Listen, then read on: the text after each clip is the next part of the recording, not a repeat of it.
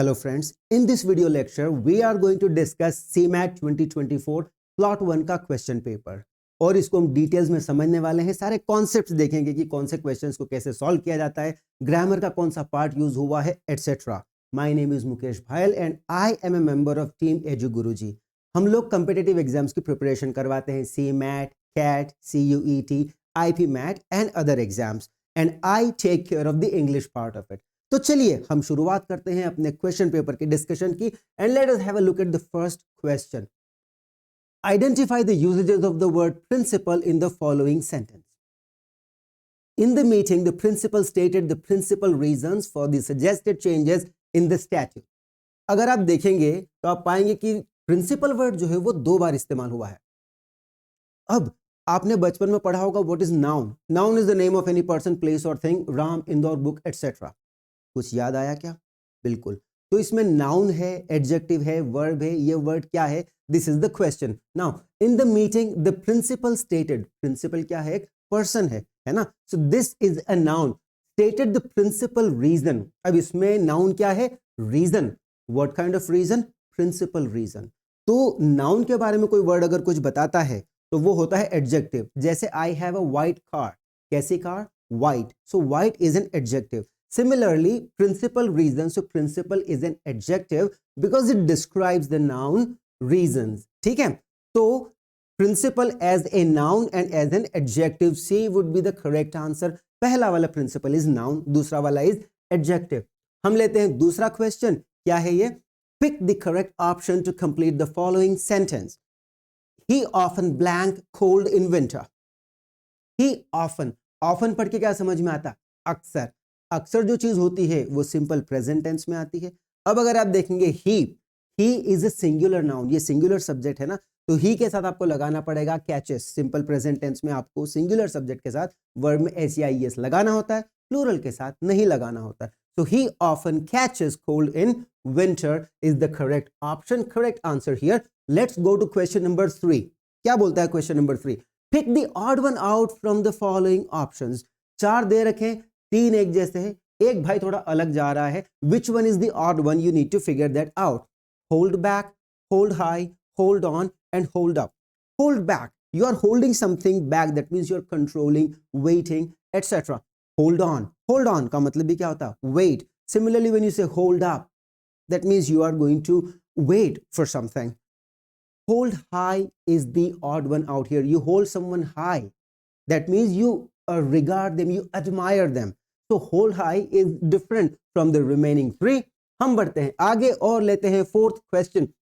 Pick the word opposite in meaning to the word obligatory. Obligatory का opposite कौन सा है? You need to find the antonym.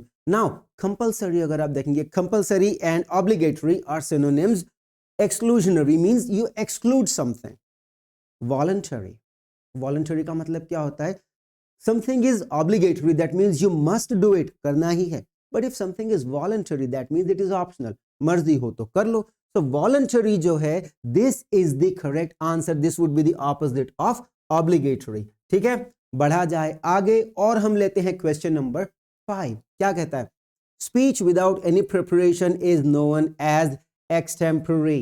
I believe इसमें कोई confusion होना ही नहीं चाहिए, सिंपल सा क्वेश्चन है। ठीक है, अब अगर हम लेके अगला वाला question, pick the correct passive form of the following sentence. इस सेंटेंस का अपने को पैसिव वॉइस देखना है। One sees this sort of advertisement everywhere. Passive voice में क्या होता है? एक सब्जेक्ट, वर्ब, ऑब्जेक्ट, ये होते हैं सेंटेंस में। ऑब्जेक्ट पहले आ जाता है। One sees this sort, one मतलब एनी सब्जेक्ट, कोई भी पर्सन हो सकता है ना। One sees this sort of advertisement, one subject है, sees is the verb, again s लगा है, सिंपल प्रेजेंट टेंस का है। ठीक है, this sort of advertisement, what does one see? This sort of advertisement. So this sort of advertisement is the object. Simple present tense में passive voice अगर आप बनाते हैं तो is, am, are followed by verb in the third form. वैसे passive voice जब तक आप जिंदा हैं तब तक passive voice का sentence जो है ना उसमें verb हमेशा third form में आने वाली है। तो this sort of advertisement is seen everywhere. पहला ही अगर आप ऑप्शन देखेंगे, this sort of advertisement is seen everywhere. is seen देखा जाता है, see, saw, seen. ठीक है, अब अगर आप इसमें देखेंगे this sort of advertisement sees गलत है, the advertisement are seen, advertisement singular है यहां पर तो आर तो आ नहीं सकता. This sort of advertisement is shown everywhere. देखो सी का थर्ड फॉर्म शोन नहीं होता ना. अच्छा एक बात ये है कि हम एग्जाम में थोड़े प्रेशर में होते हैं तो कभी कभी हम वो भी गलतियां कर देते हैं जो एक्चुअली हमको पता है आता है, but because you are in stress you end up making a mistake. So C के 3 फॉर्म्स क्या होते हैं? सी, सॉ, सीन. शोन नहीं होता है. ठीक है. बाय द वे सीमैट का जो पेपर होता है ना, it is easy to moderate आता है, मतलब higher on the easier side I would say, specially this one. तो एक ऐसा पर्सन जिसकी इंग्लिश ठीक ठाक है ना, वो भी बहुत अच्छे से इसमें परफॉर्म कर सकता है. जिसको इंग्लिश में भयंकर ही परेशानी है, जो भगवान भरोसे ही है इंग्लिश के मामले में, उसके लिए तो फिर हम भगवान से बस प्रार्थना ही कर सकते हैं. बाकी यस, अगर आप ठीक ठाक भी हैं, you can do really well in the question paper. हम बढ़ते हैं आगे और लेते हैं क्वेश्चन नंबर 7. क्या कहता है question number 7? Pick the correct answer from the options given below to replace the underlined words or phrase in the following sentence to make it grammatically correct. एक मिस्टेक है, आपको इसको रिप्लेस करना है सही चीज से, so that you can make it a correct sentence. He keeps getting for me and I really don't know what wrong have I done. अब पहली बात, अगर आप ऑप्शंस देखेंगे तो फर्स्ट ए गेट्स और बी ये दोनों गलत हो जाते हैं. क्यों गलत हो जाते हैं? कीप के बाद जो वर्ब आएगी ना, it is in the ING form. ठीक है. For example he keeps watching TV, he keeps watching reels etcetera. तो कीप के बाद वर्ब में आईएनजी तो आना ही है, तो पहले दो तो हो नहीं सकते. A is out of equation, so is B. C पे चलते हैं. Getting at me, he keeps getting at me would be the correct answer. Get at me का मतलब होता है ही अनॉयज मी, तो कुछ ना कुछ करते रहता है, something like kind of disturbance etcetera. So he keeps getting at me is the right answer. हम बढ़ते हैं आगे और ले लेते हैं क्वेश्चन नंबर 8 to 10. 8 to 10 वाले जो क्वेश्चंस है ना, ये फिलिप्स के फॉर्म में है. इसमें मैं आपको एक बहुत इंपॉर्टेंट बात बता दूं. देखिए आपका जो एग्जाम का पेपर होता है ना, वो आपकी नॉट ओनली इंग्लिश चेक करता है, but it looks at other things also. For example अगर आप इसको देखेंगे, there are 3 blanks in this passage, there are 3 questions 8, 9 and 10. अब पहला ब्लैंक यहां पर है, दूसरा यहां पर और तीसरा यहां पर, जैसे आपको दिख रहा होगा. इसके बाद अगर आप देखेंगे तो यहां पर कोई ब्लैंक है ही नहीं. What does that mean? You don't have to read that passage, आप उसको स्किप करो ना. सिर्फ वो देखो जहां पर आपका आंसर आ रहा है, और भारत माता की जय. आपको आगे टाइम वेस्ट क्यों करना है? Something that is not there in the paper, I mean उसके ऊपर क्वेश्चन ही नहीं है, तो आप क्यों पढ़ेंगे उसको, है ना. तो चलिए हम इसको पढ़ते हैं. To what extent reasoning can blank a reliable basis for a theory of justice is, of course, itself an issue that has been subject to controversy. Blank first chapter of this book is blank with the role and reach of reasoning, and after that ये passage अगर आपको पढ़ना हो पढ़ लीजिए, like I said, but it does not solve any purpose. हम questions देखते हैं और इसके बाद में आपको एक और चीज बताना चाहता हूं. क्या चीज है? Pick the appropriate replacement for blank 3. ये क्या करते हैं कि आपको जैसे ब्लैंक 3 पहले दे दिया, 1 2 3 ऐसे नहीं दिया है, तो आपको क्वेश्चंस देखना है. हमें कैसे सॉल्व करना चाहिए? कोशिश ये करो कि 1 2 3 में जाओ. जब आप फ्लो में पढ़ते हो ना, तो आप चीज़ों को ज़्यादा अच्छे से समझ पाते हो. अगर आप मूवी को शुरू से देखोगे तब ज़्यादा अच्छे समझ में आएगी ना. बीच में कहीं टपक गए तो आदि क्या हो रहा है क्या समझ में आएगा. इसलिए आप कोशिश ये करें कि ब्लैंक 1 ब्लैंक 2 ब्लैंक 3 ऐसे करें. एंड अगेन जैसे आपको कंफर्टेबल लगता है आप वैसे करें. There is no problem at all, but this is my advice. तो 3 को हम छोड़ देते हैं, दूसरे पे चलते हैं. Pick the appropriate replacement for 1. 1 में प्रोवाइड, प्रोवाइड्स, प्रोवाइडेड और बी प्रोवाइडेड क्या आएगा? चलिए हम चलते हैं वापस और देखते हैं. To what extent reasoning can provide. Can is a modal followed by verb in the first form. ठीक है. So to what extent reasoning can provide a reliable basis, है ना. All the modals can, may, should, must, etc. They are all followed by verb in the first form. फिर हम लेते हैं अगला question. 3 को भी आराम करने देते हैं. Let's go to question number, the blank number 2. That is question number 10.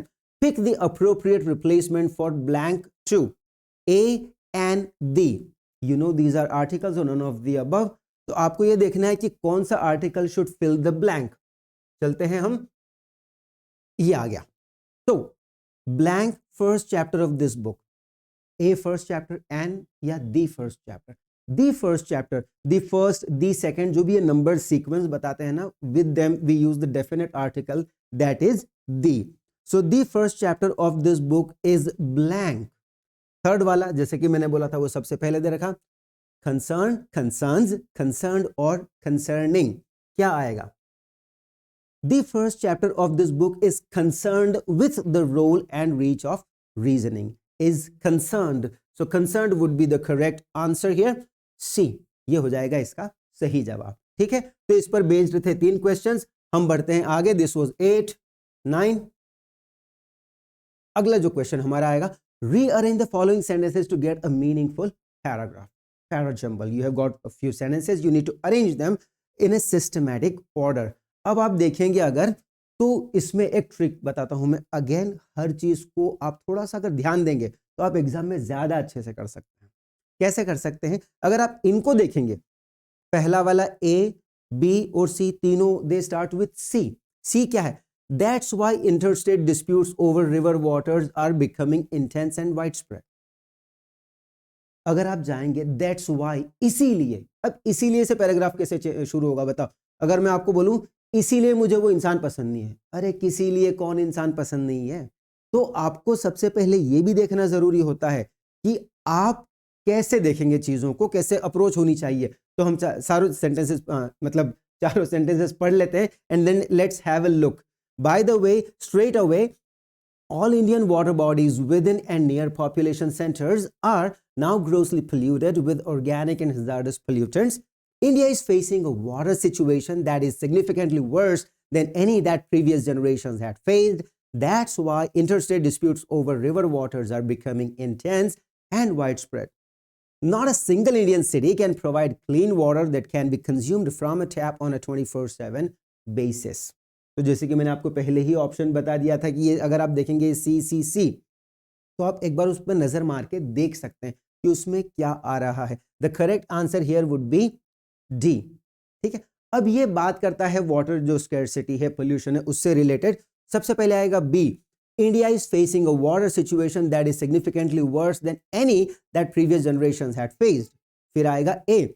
All Indian water bodies within and near population centers are now grossly polluted with organic and hazardous pollutants. And then आ जाएगा आपके पास D. Not a single Indian city can provide like 24/7 water, clean water supply. And last में आएगा C. That's why. So that's why, इसीलिए, एक ऐसा sentence जो थोड़ा conclusion जैसी चीज बताता है कि ये रीजन है, इसलिए ऐसा हो रहा है. कभी कभी आपको ना नॉक ऑफ करना, देयर आर ऑप्शंस. आपको क्या करना है कि भाई ये ऑप्शन फिट बैठ भी रहा है या नहीं रहा है. Do not give a lot of time सब जगह देख देखे कि अच्छा पहले सी के बाद ए आएगा, फिर डी आएगा, बी आएगा, ये सही है या नहीं है. ऐसा ना करें. आपको अगर सरफेस पे देख के भी अगर समझ में आ रहा है कि yes this is something that can not happen, तो आप अपना टाइम बचाइए. Time is money, specially during the exam. Right, we move on to the next question, that is which of the following are synonyms of the word cajole? Cajole शब्द के पर्यायवाची क्या क्या हैं? coax, entice, bully, disenchantment. Now if you look at the word coax, you coax somebody into something, that means आप उनको convince करते हैं, मनाते हैं. Similar is the word entice. Entice means to attract someone into something or convince someone to do something, etc. And so is the meaning of the word cajole. अगर आप जाएंगे बुली, तो बुली का मतलब तो क्या, तो डराना किसी को. Of course that's not similar in meaning. Disenchantment का मतलब क्या होता है, जो इल्यूजन है, भ्रम, वो खत्म हो जाना. तो ऑफ कोर्स ये भी नहीं होगा. तो ए एंड बी ये दो सही है. A and B. A is your right answer. That is coax and entice are synonyms of the word cajole. ठीक है, हम बढ़ते हैं आगे और लेते हैं question number 13. Rearrange the following components to get a meaningful sentence. यहाँ पर just parts of a sentence have been given and you need to arrange them to make one sentence. ठीक है? Balanced economic growth had to plan for the Indian government and development of a huge country. The Indian government had to plan for balanced economic growth and development of a huge country. आपको थोड़ा समझना भी होता है कि कौन सी चीज कैसे पैटर्न बनेगा. अब जैसे ये एंड डेवलपमेंट, तो ये ऐसा हो सकता है कि बैलेंस्ड इकोनॉमिक ग्रोथ पहले आएगा and development of a huge country. तो the Indian government had to plan for, so CBA or D, CBAD, that would be your correct answer. बढ़ा जाए आगे, लेते हैं हम next question. What does this question say? This has got match the column. Match the column की approach क्या होनी चाहिए? देखिए आपके सामने ऑप्शंस हैं, सारे आते हैं, अगर हो सकता है कि कभी एक आध चीज ऐसी आ गई है जो आपको नहीं आती है, तो जो आपको आता है उसके बेसिस पर आप ऑप्शन को देखिए, it will help you a lot. Win hands down, learn the hard way to feel blue, take to one's heel, to run away, conquer easily, learn from bad experiences or miserable. अब win hands down का मतलब क्या होता है? Conquer easily, कोई छोटा मोटा था सामने आसानी से जीत गए, to win hands down.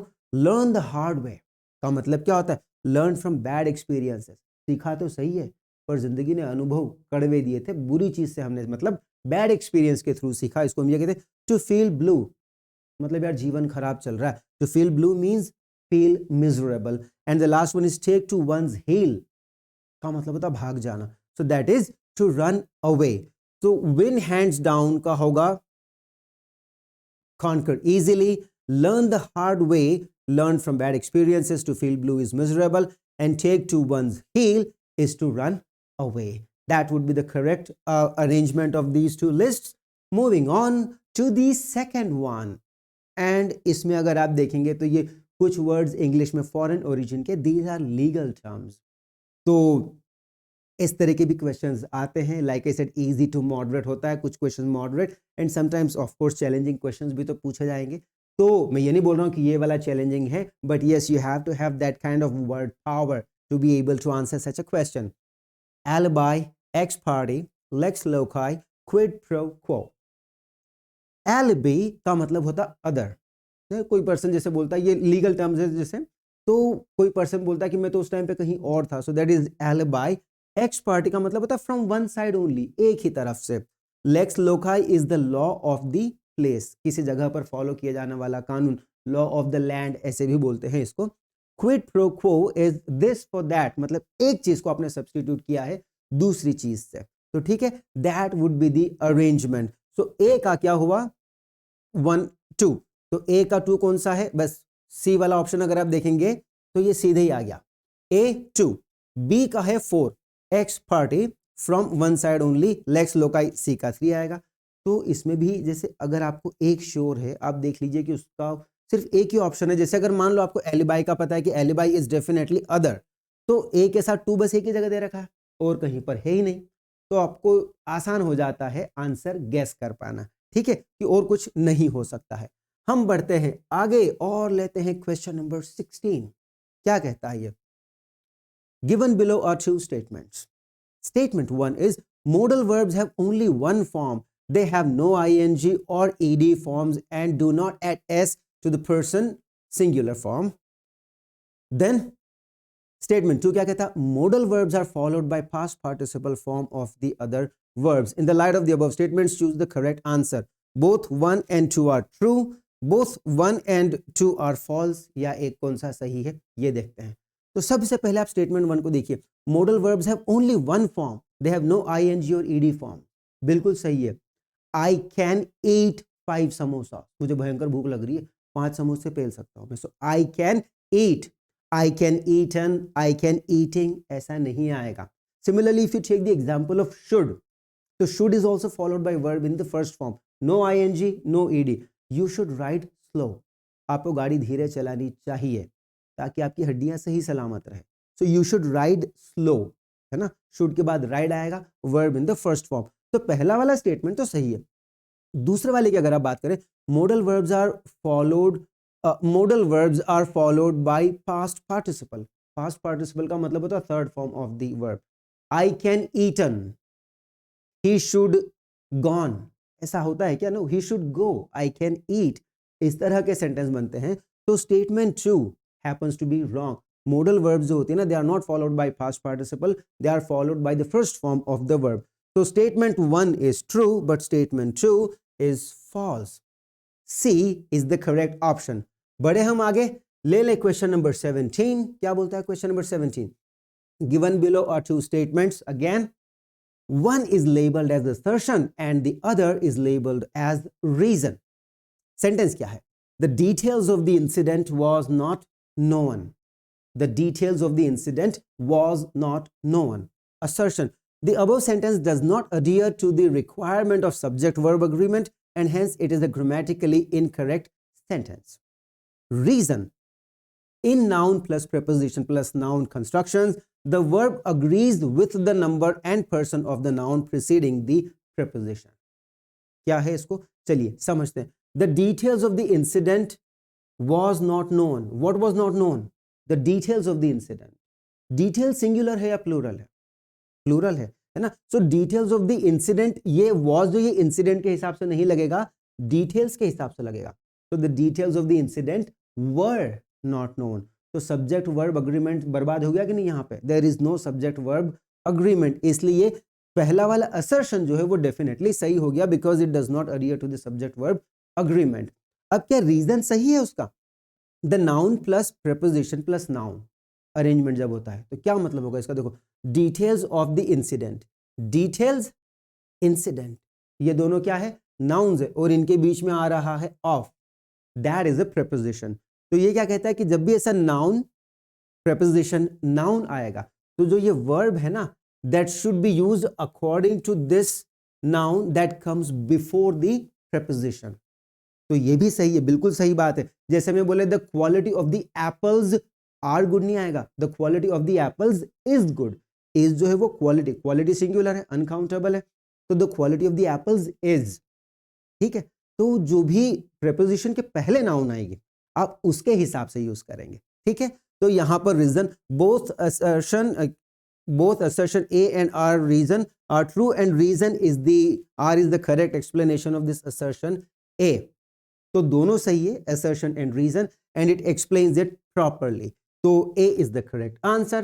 हम बढ़ते हैं आगे और लेते हैं अगला. Given below are two statements again. Statement 1 is dare usually forms negatives and questions like an ordinary verb and is followed by an infinitive without to. Infinitive with to, I beg your pardon. Statement 2. It can also be used like a modal verb, especially in present tense, negative forms, and is followed by an infinitive without to. अब ये क्या कहता है? In the light of the above statements, आपको ये देखना है कि कौन सा स्टेटमेंट सही है. दोनों सही है, दोनों गलत है, क्या है? अब देखो, dare usually forms negatives and questions like an ordinary verb. कई बार ये like an ordinary verb भी आप यूज कर सकते हैं. ठीक है, जैसे he does not dare to go, आप ये सेंटेंस बिल्कुल बना सकते हैं. He dares to go, ये भी सही है. तो yes, dare usually forms negatives and questions like any other verb with to. Infinitive जैसे he does not dare to go. तो to go क्या है? ये to plus infinitive है ना. To plus verb in the first form is called infinitive. He does not dare to go. So to go हो सकता है बिल्कुल. Then we go on to the second one. It can also be used like a modal verb, especially in present tense negative forms, and is followed by an infinitive without to. आप ऐसे भी कर सकते हैं. जैसे अगर आपको negative बनाना है ना, can का नेगेटिव कैसे बनाते हैं? He cannot go, you should not go, should not plus verb in the first form. ऐसे ही आप dare का भी बना सकते हैं. जैसे I dare not go, I dare not go, आप बिल्कुल ऐसे भी बना सकते हैं. ये भी सही है. तो statement 1, both statement 1 and statement 2 are correct in this situation. दोनों सही है. dare का आप दोनों तरीके से यूज कर सकते हैं. और अब हम बढ़ते हैं आगे. लास्ट के जो दो क्वेश्चंस है, they are based on a comprehension passage. तो हम इस पैसेज को पढ़ लेते हैं और बाकी फिर हम उन दोनों क्वेश्चंस का आंसर देने वाले हैं. Education, taken in its most extensive sense, is properly that which makes the man. One method of education, therefore, would only produce one kind of man, but the greater excellence of human nature consists in the variety of which it is capable.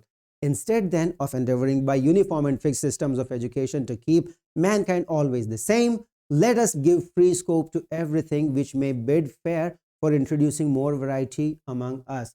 आप इसको पढ़ते भी जा सकते हैं. ठीक है, मैं साइड से हो गया हूं ताकि आप इसको आराम से देख पाएं. The varied character of the Athenians was certainly preferable to the uniform character of the Spartans or to any uniform national character whatever. Uniformity is the characteristic of the brute creation. ठीक है, आगे हम पढ़ लेते हैं. इसका दूसरा part भी है, मतलब ये कंटिन्यूएशन है, दूसरा पार्ट तो नहीं कहेंगे. Among them, every species of bird builds its nest with the same materials and in same form. The genius and disposition of one individual. आप पढ़ लीजिए इसको. I am just waiting for a few seconds and then we will discuss. ठीक है. चलिए तो हम पहला क्वेश्चन देख लेते हैं. What is the first question based on the passage? Which of the following statements are true about the given passage? The author creates a binary between uniformity and diversity in matters of education. The author creates a binary between, एक तो देखो education कैसी हो सकती है, एक तो uniform और दूसरी कैसी हो सकती है, डाइवर्सिफाइड. तो इन दोनों के बीच में एक बाइनरी क्रिएट कर रहा है क्या narrator, author. It upholds a uniform and stable system, मतलब ये एक यूनिफॉर्म सिस्टम को प्रमोट करने की बात करता है क्या. It holds uniformity rather brutish but necessary for the society. ये कहता है क्या कि यूनिफॉर्मिटी जो वो ब्रूटिश है. ब्रूटिश मतलब meant little bit for animals. तो uniformity is brutish but it is necessary for the society. तो ये पैसेज ये कहता है क्या कि यूनिफॉर्मिटी भले थोड़ी लग रही है अपने को कि ब्रूटिश है बट इट इज नेसेसरी. या it holds diversity in education a key to human excellence and progress. या ये पैसेज ये कहता है कि डाइवर्सिटी तो होनी चाहिए, प्रोग्रेस की निशानी है. अब अगर आप इसको देखेंगे तो बड़े हम आगे वापस, education taken in its most extensive sense is properly that which makes the man. One method of education therefore would only produce one kind of man, but the greater excellence of human nature consists in the variety of which it is capable. Then instead then of endeavoring by uniform and fixed systems of education to keep mankind always the same, let us give free scope to everything which may bid fair for introducing more variety and so on. तो क्या बोलता है कि हाँ, uniform education जो है वो एक चीज है अपने आप में.